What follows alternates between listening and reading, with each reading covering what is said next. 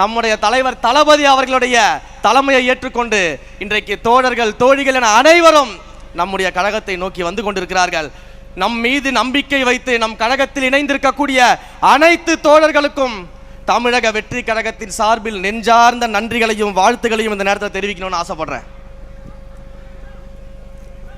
ஏன்னா இன்றைக்கு மக்கள் மிகப்பெரிய ஆளுமை எதிர்பார்த்துட்டு இருந்தாங்க.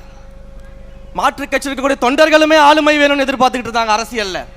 அப்படிப்பட்ட ஆளுமையாக நம்முடைய தலைவர் அவர்கள் கிடைத்ததனால் நம்முடைய தலைவர் இன்று முதலமைச்சராக அரியணையில் ஏறி நம்முடைய கழகம் இன்றைக்கு ஆட்சியில் இருக்கக்கூடியது.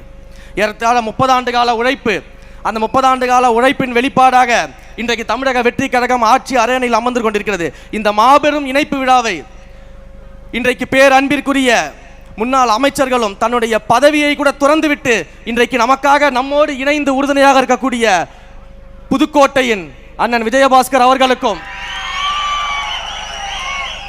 கரூரில் இருந்து வந்திருக்கக்கூடிய அண்ணன் விஜயபாஸ்கர் அவர்களுக்கும்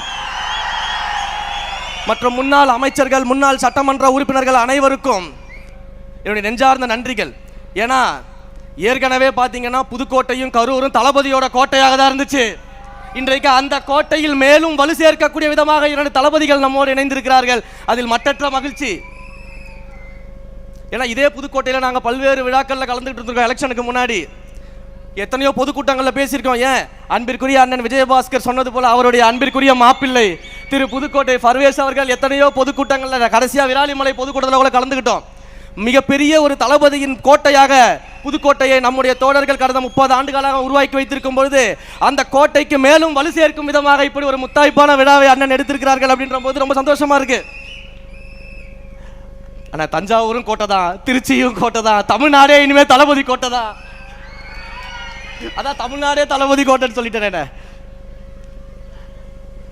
இந்த அளவிற்கு கரூர்ல நம்முடைய கழகத்தின் வளர்ச்சிக்காக அரும்பாடுபட்டவர்கள் மாவட்ட செயலாளர்கள் இருக்கிறாங்க. குறிப்பாக கரூரில் ஒரு மிகப்பெரிய சூழ்ச்சி நம்முடைய கழகத்திற்கு ஏற்படும் பொழுது அங்கே அந்த சூழ்ச்சியில் நம் கழகத்திற்காக மிகப்பெரிய தியாகத்தை செய்த நம்முடைய அண்ணன் மதி அவர்களும் இன்றைக்கு மேடையில் நம்மோடு இருக்கிறாங்க.